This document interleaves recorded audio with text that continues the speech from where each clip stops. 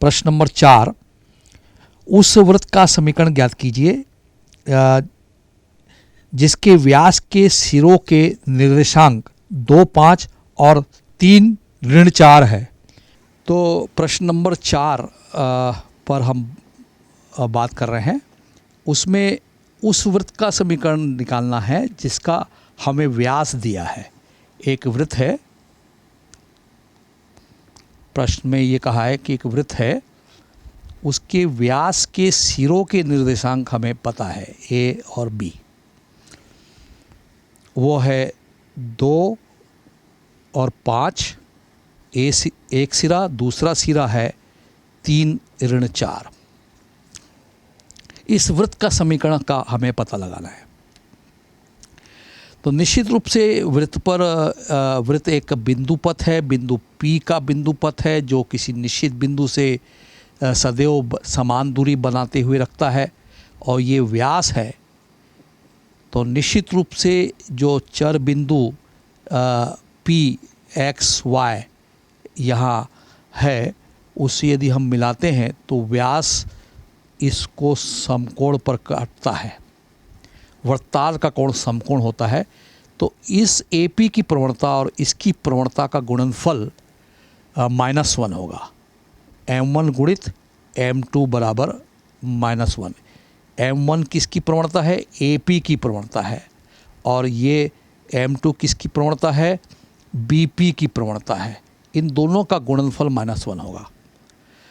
हालांकि हम जब वृत्त का व्यास ज्ञात है, व्यास के सिरों के निर्देशांक ज्ञात है, तब सीधे हम वृत्त का समीकरण लिख सकते हैं x minus x1 x minus x2 plus y minus y1 और y माइनस y2 बराबर 0। ये वृत्त का समीकरण है जब व्यास के सिरों के निर्देशांक हमें ज्ञात हो। तो यहाँ आप देखिए x माइनस x कोऑर्डिनेट एक सिरे का 2 है और x माइनस दूसरे सिरे का x कोऑर्डिनेट 3 है और प्लस y माइनस y1 पहले सिरे का 5 है और दूसरे सिरे का -4 है। तो y माइनस माइनस प्लस 4 बराबर 0। अब इस कैलकुलेशन को हम आगे बढ़ाएं तो x² इसका इससे गुणा करेंगे तो -3x, -2 का x से गुणा करेंगे -2x, माइनस माइनस प्लस 3 दूनी 6 और y का y से गुणा करेंगे तो y² और प्लस 4y -5y और 4 पंचे 20 -20 = 0। तो वृत्त का समीकरण हो गया x² प्लस y², x² और ये y² -5x और 4y में से 5y गया तो -y, 6 -20 -14 = 0। ये वृत्त का समीकरण होगा जिसके व्यास के सिरों के निर्देशांक मालूम हो। इस सूत्र को आप सीधे रखेंगे, याद रखेंगे, ध्यान रखेंगे तो आसानी से आप हल कर लेंगे। यहाँ कंसेप्ट के फॉर्म पर मैं आपको बता रहा था कि AP की प्रवणता क्या होगी। देखिए AP की प्रवणता y2 माइनस y1 बटे x2 माइनस x1 और निश्चित रूप से y माइनस y1 यानी 5 और x मतलब x माइनस x1 मतलब 2।